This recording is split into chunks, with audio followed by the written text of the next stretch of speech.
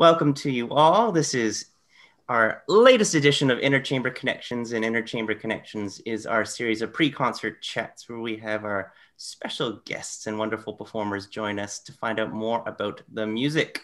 So today I have with us Marcus Nance. Hello, Marcus. Hi, how are you?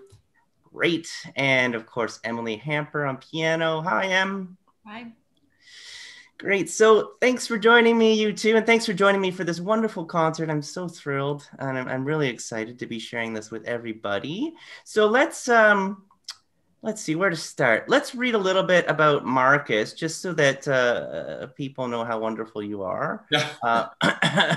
Because you haven't been seen or heard in our series for a few years, right? Yeah. Okay, so bass baritone Marcus Nance is equally at home in musical theater, opera, concert, and cabaret. Got to read this. The New York Times described him as a thrillingly powerful bass baritone, and the Globe and Mail commented on his rich voice and strong stage presence. No doubt.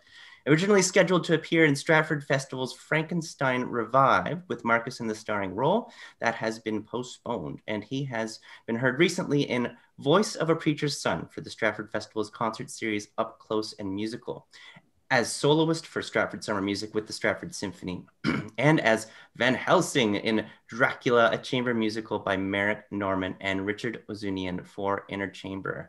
Oh, I remember that so well. It was fun. You really scared me, actually. It was awesome. Additional credits include the Shaw Festival, Broadway, Drayton Entertainment, Tacoma Opera, Chicago Opera Theater, Tapestry Opera, Toronto's Jazz Bistro, and the world premiere of Rolf's Beatrice Chansey for Queen of Pudding's Theater. And you are joining us on this concert. So let's just go back in time a little tad. We originally had Emily's husband, Phil Addis, joining us. And then Phil went to Italy. He went back to Italy. I know. And he's there now preparing one of his signature roles, Pelléas and Pelléas of Pelléas and Mélisande. The beautiful Debussy work. And I think it's going to happen, right? Yes, the live stream looks like it's going ahead despite the current restrictions in Italy. Good progress. It's great. I'm so thrilled for him. So when we heard though that Phil was going to be away, then of course we thought, oh, any other baritones in town, and Marcus's name came up. But your voices aren't exactly the same, right? No. And Marcus, of course, is in a bit of a deeper register, so we couldn't do exactly all the same repertoire. We switched things up again, and we'll get to what we're going to be performing very shortly. So the Salon concert, what is this all about? Emily, you've been doing a little bit of research. I think I had a notion of what I wanted to explore with this the Salon idea. Where do these Salon concerts start? Well, I think what we currently perceive as the Salon concert, the Salon era, would have originated in the second half of the 19th century with the rise of the middle class and increased wealth and power among more households, and a desire for social standing, elevated social standing, which could be attained by having a salon concert or a literary evening or what have you, an event in one's home funded by the family who lived in that home. And as these grew in popularity with middle classes coming down from formerly the aristocracy, royalty, having your court orchestras and ballet companies and all that, as more and more sort of regular people got involved, it became actually a way for women to express their interest in music, their passion for music. Often women had been trained as musicians as young ladies. It was a very desirable skill to have in a young woman's education. And however, that didn't usually result in a career in music, right? Because women at the time were still expected to stay at home. Often if their husbands expected them to stay at home, one way they could still continue to follow that passion would be to sponsor artists and concerts to come to their homes. And there were two women in particular in Paris in what we call the Belle Époque, which was around the turn of the 20th century. Countess Greffule, I have to not call her Countess Geschwitz, and any opera nerds out there are going to know what I mean. She had a marriage with a rather conservative and possessive man, but he did permit her to open up their home to all kinds of artists and musicians. And one thing that she ended up doing was personally funding concerts in the city for the public to attend, including a performance of Messiah, which nobody had heard of then really in Paris. So that's kind of cool. And there's another woman named Winnaretta Zinger who was coming at this from more of a point of view of really wanting to support people she believed in for her own social elevation, people she believed in and who were also popular. So she helped foster the careers of many composers actually who are on our program tonight, including Fauré, Ravel, Stravinsky, Nadia Boulanger, who was one of the few women at the time who did launch into a musical career. So we have that sort of, I think, in our minds is a gathering of educated people who wanted to support the arts. It's remained a popular concert format, actually, and we're not the only organization programming such a concert as this. It's a really popular format, and I think partly why is because the performers, and I know this is true in our case, we're able to put together a program that we feel we enjoy doing, that represents all of us, and that we can share with our audience. Mm-hmm, mm-hmm. And you know, so right, so it's you're moving from a chamber music, which is, you know, being supported by the elite, by the courts, moving into a salon environment where, again, supporting music, supporting musicians, and new compositions too, right? So the salon was a chance for experimentation. It was, as long as the person paying for it liked it. So this is where things get interesting, because these two women who I mentioned, and of course many others, they supported the people they wanted to support. Mm-hmm. For whatever reason, whether it was for social standing or because they really believed, for example, in a young composer who they felt needed more exposure. But their tastes shaped what happened kind of subsequently with people's with popularity of the performers that they would invite. So you got to compose to please, which yeah, for sure has been the case across time.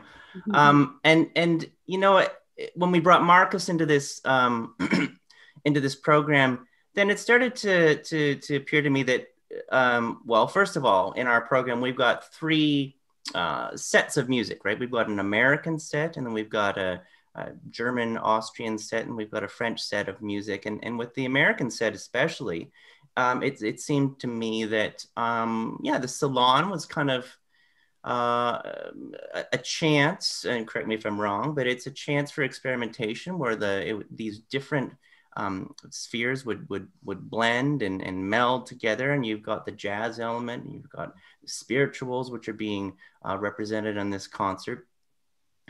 What about you know, what about Black homes, and what was heard and sung in the Black homes in America in early 20th century? How does the salon element work into that, Marcus? Well, first of all, singing in the Black household is a tradition that goes as far back as slavery, the slave era in the U.S. Singing was the only means of entertainment for the people, also for communication, communicating what they didn't want the slave owners to know or understand. Mm-hmm. So it was a way of communication, a way of entertainment, and it was definitely a balm. I think it was something that was healing for the people. When I did a bit of research on the Salon, I learned that there was religious music performed, and there was also music from the blackface minstrel shows.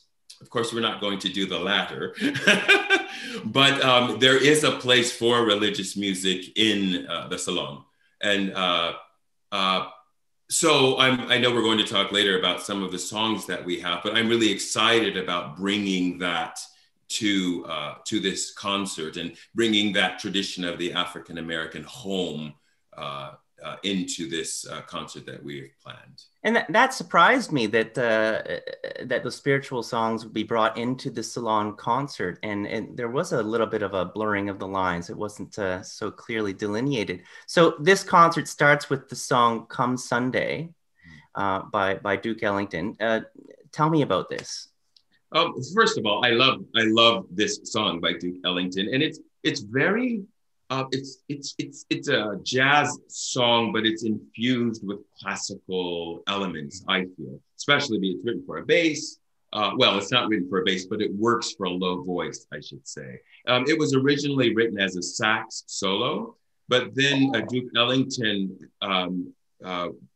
wrote words for the song, and Mahalia Jackson was the one who debuted that, and she made it very popular. A funny side story is jazz for her was music of the devil, so she didn't want to have anything to do with jazz, and it was this song that changed that for her, and she made this song popular. Come Sunday, a beautiful title. In the Black community, Sunday is an important day. And people look forward to Sunday. Sunday morning there's usually a whirlwind in the home of putting on your suit and tie, always a suit and tie for the men, a dress for the women. Sometimes there's a small Bible study in the living room and a song that you sing before you have breakfast, before you head out to church. So there's quite a tradition of preparing for church. And this song to me embodies that. Love it. And our concerts have always been on a Sunday. Special day for sure. And you're also singing Ride On Jesus. Yes, Ride On King Jesus. Oh yeah, Ride On King Jesus, yes. Which was written by Hall Johnson. And I just found out today that his birthday is March 12th, and that's also my birthday. Ah, terrific. That's kind of a cool thing to know. That is. This is a great song, Ride On. When I was a kid, I used to think it was Ride On, R-I-G-H-T. Right on. At church singing, I thought they were singing Ride On King Jesus. And later I saw it in print and it was like, oh, ride, R-I-D-E. Ride On King Jesus in a chariot, ruling the world and taking care of us. And it is a great song. It's a hard song. A lot of opera singers use it. Kathleen Battle, Jesse Norman, a lot of those singers sing this. Hall Johnson was trained in Juilliard. Right. So these spirituals are actually written really as art song. And it's a tradition to usually end a recital for African-American opera singers with spirituals and a lot of his. And you heard this song a lot growing up in church? Oh, I did. It was a special song. It was the song that the sopranos only sang. Like I couldn't touch it. It didn't belong to me. It belonged to them. And it was one of those songs you were excited when you knew someone was going to sing it. It's a beautiful song, and it has great energy. Very moving. I love the way you sing that piece. Thank you. Just to give people another little taste of what to look forward to, Emily, what are you looking forward to playing on this program? Well, I'm looking forward to playing everything because it's such a great variety it's a cross section of stuff I love. But probably the piece that I love the most on it is the Mariatta's Lied from Die Todesstaat of Korngold, which is a soprano aria. Obviously, we have no soprano on the program. Andrew's going to play it on his violin. And there are many operatic works which have been transcribed for instrumental playing only. And I think a lot of them don't work very well. But this one, I have to say, it's just perfect on the violin. It works so well. Like it's crazy. Yeah, it's crazy and so simple. I mean, my part is relatively simple, and you've got just this beautiful harmonic language underneath. And maybe that's one thing in its favor is that you could play it on a kazoo and it would still be incredibly beautiful. Yeah, yeah, oh, totally. I'm really looking forward to playing Summerland, which is a piece I was introduced to last summer by William Grant Still, African American composer, tagged as the Dean of Afro American composers. And it's just so beautiful, you know? I just think, I mean, I hear Debussy in it, and then I just love it. It's just a Yeah. beautiful, beautiful melody, melodic language, and harmony. And oh, looking forward to that. Marcus, what are you looking forward to playing or singing? Well, I have to say, first of all, you were very nice to let me change the program, because I know this program originally was with Philip in mind, and Philip is such an amazing singer. I'm quite a fan. But we did decide to keep some of the songs in the recital that he was going to sing, and one of them I'm actually very excited to sing, and that's "A Présent Rêve." And I'm scared because I don't do a lot of classical music anymore. But this was a wonderful challenge. I wasn't sure if I was going to do it, but I worked on it, and I'm enjoying it so much. So I think that would probably be what's exciting me. Okay, so let's do a bit of a deeper dive into the mystery of the voice. So Marcus, so I'm more familiar with hearing you do musical theater. You are trained as a classical operatic singer as well. What switches do you have to turn on and off internally in order to sing Fauré? Well, one of the more difficult things about classical music is, I think, the long lines. You know, it's the breath support is going to be more important because the phrases are longer. Mm-hmm. And you know, in classical music, this might sound a bit, I don't want this to sound wrong, but in classical music, there's something about perfection, ballet perfection. And I would be bold enough to say a wee lack of freedom in comparison to jazz and theater. There's a way that it is supposed to be done. So I really have to kind of hone my skill to follow that narrow line. And I'm used to being free with a microphone, not having to sing quite as full and with the long phrasing as you have to for classical music. And that song in particular is brutal when it comes to long phrases. In fact, I'm so glad that we are doing it, because it's very difficult for me to convince a lot of singers to even perform that song. Oh no. Exactly what you're saying. So, but it's like a good song for getting back into that world, because you can't fake it. You can't fake it at all. You really, I mean, I'm singing it 3 or 4 or 5 times a day, just trying to get it as close as I can. And I really think that, you know, by December, it's going to be better than it's going to be Sunday. Right.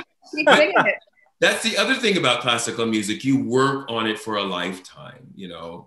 It will always, these songs will always improve. Does it have to do with the role of the text? Like, is the text a little less important almost, or as opposed to different than musical theater? Like musical theater, the role of the text is to advance the plot. And I just wonder in classical song, is it, well, sometimes there's a plot. Any comment? I would say that you are correct. And that's probably a better explanation than mine. But I'm kind of talking from a technical aspect. In theater, you can be, for example, I did the role of Judge Turpin in Sweeney Todd. And oftentimes that is cast with, you know, an older person who doesn't necessarily have to be a singer. You don't always have to be a singer to play certain roles. You just have to be able to carry a tune. But and I'm just going to be bold enough to say this too. I had people say, oh my God, I never used to like that song, but you made me like it, because I actually really worked to bring beauty to it. And I think that comes from my classical training. Mm-hmm. Yeah. But the thing with art song too, is that you're not only singing the music, you are reciting the poem. Mm-hmm. In the case like A Présent Rêve, where it is a pre-existing poem. Oh yeah. that's also part of your role as the interpreter, is to do that, but the way that the composer said it.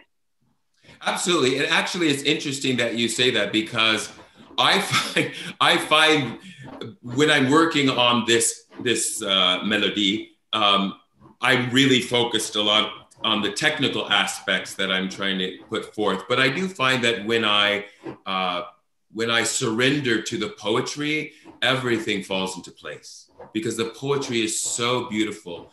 And you're singing about a dream and this image and this beauty, and where did it go? I want to go back. I mean, I'm getting goosebumps just saying that. Yeah. And interestingly, the person who wrote that poem was a singer. He was a baritone. Makes sense. I don't know what he was thinking when he wrote it, but definitely set. Yeah. Right. So for the classical rep, then you're a little bit preoccupied with the fineness of tone, and then in spirituals, a little more open, a little freer. There's cabaret music on this program. Such a variety, kind of crazy. What were we thinking? It's like I was telling somebody earlier today that it's vocal whiplash. Like, I'm like, from jazz to classical to theater to smoky bar, cabaret. And then your 3 languages. So like, what do you have? You got a little bit of German in there, I heard this afternoon. Super cool. And then French and English. And what different considerations do you need to take in using different languages? Or Emily, can you comment on that? And I sure could, but maybe Marcus should go first. Well, all I will say is English is obviously just immediate. So just everything is there. I don't really have to think as much about it because it's my language. So there's a different brain cell that has to be awakened when I'm singing in a foreign language. But I really do love it. I really find that that French actually brings my voice forward. The brightness of French, it helps to kind of hone what I'm trying to do. Italian I always love because it's the cleanest language. And German I love. German's very exciting language to sing. You mean cleanest in terms of the vowels? Yes, it's just these clean vowels. You don't have to worry about so many consonants, and I hate consonants. I would just love to make nice sound, but no one will ever understand what I'm saying if that's all I do. What about Emily? I wonder what her take is. Well, you got to it, which is the difference in the vowels in different languages. And also, along with that, where the consonants sit, right, in our physiology when we speak a language. And of course, for singers, that changes a lot of things about the instrument. Where is your resonance? Where are the contact points? What are your muscles doing? So that's a technical aspect that I find very fascinating, actually, in working in different languages. But then the other part of that is knowing exactly what you're singing about and the meaning of every single word. So yes, there's got to be another track, unless it's a language you're already familiar with. Right. The brain is occupied again with that. Yeah. So is German the hardest language to get that resonance in?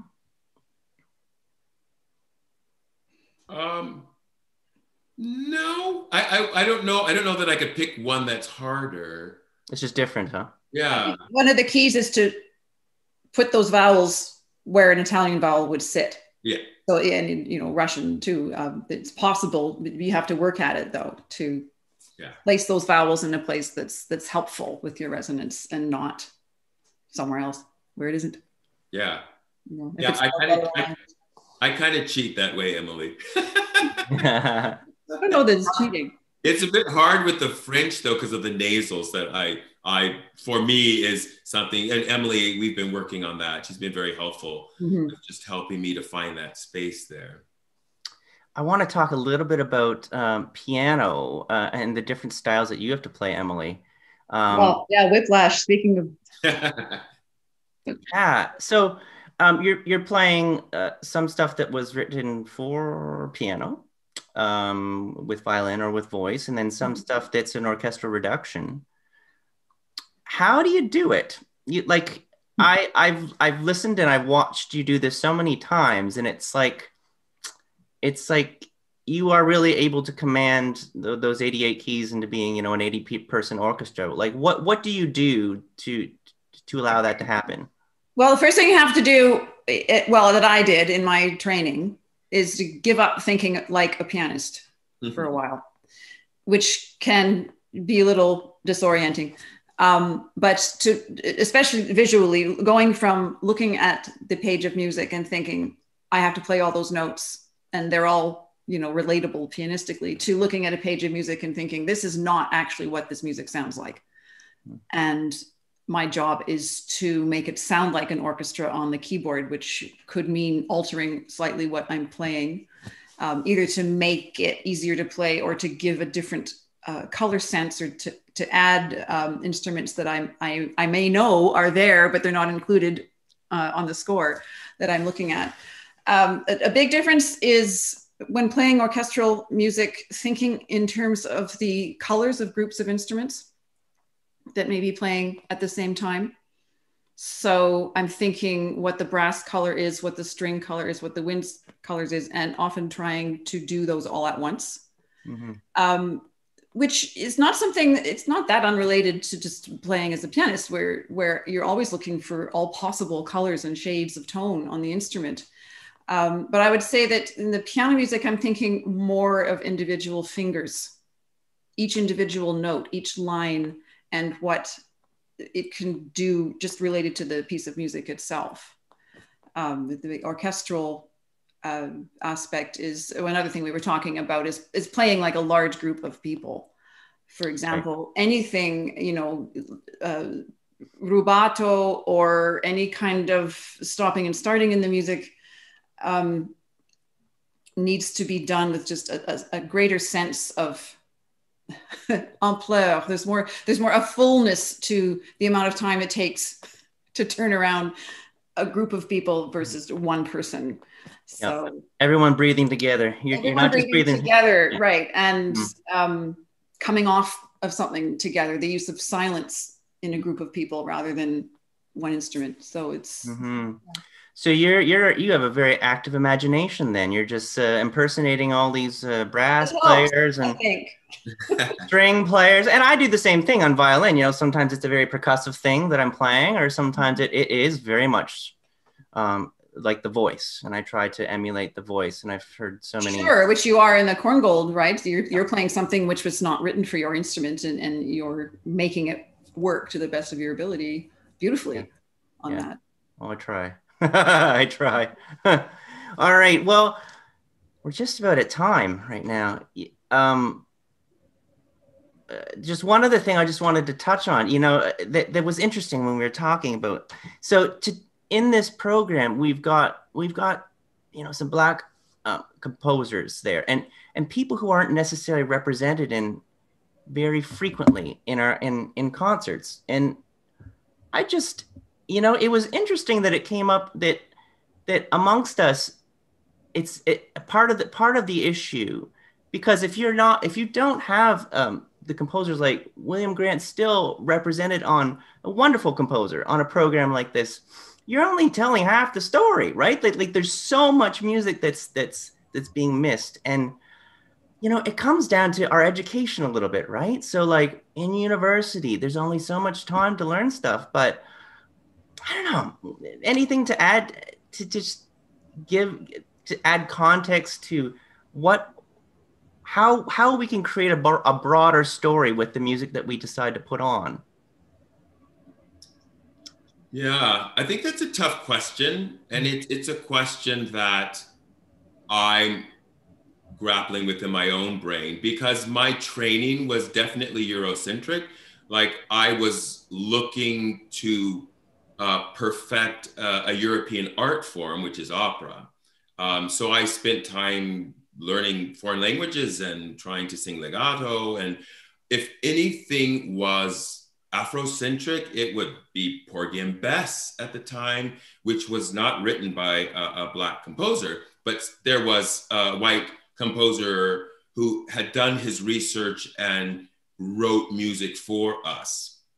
But sadly, I just didn't have a huge education of Afrocentric art song. Yeah, it's something that I'm still trying to maybe catch up on a bit. Yeah. And it's about, from this moment forward, sprinkling little bits in there and learning a little bit more and you know, being brave to explore and just look for new names. And there's so much recorded material too out there that we can enjoy. And there's the internet, of course, which when I was in university was far from anything helpful. That it's so easy now I was looking at William Grant Still at the Laurier Library and found that although they didn't have the piece we were looking for, they have quite a bit of his other music, and including a 4-act opera, which I plan to have a look at. He composed 6 operas, I think. Yeah, like it's just mind-boggling. But I've really enjoyed putting together this program with you two, with the variety of music and the variety of composers and great performers and great friends. And I'm very grateful. So thank you for joining me today and for this concert. And I look forward very much to March 21st. This is our concert, A Night in the Salon. And this will be at 7 o'clock. Takeaway meals are available through our restaurant partner, Revival House. And you can find out a whole lot more at INNERchamber.ca. Thanks again, Marcus, and thanks again, Emily. Thanks, looking forward to it. Thank you. I'm looking forward to it as well. Okay, cheers. Mm-hmm.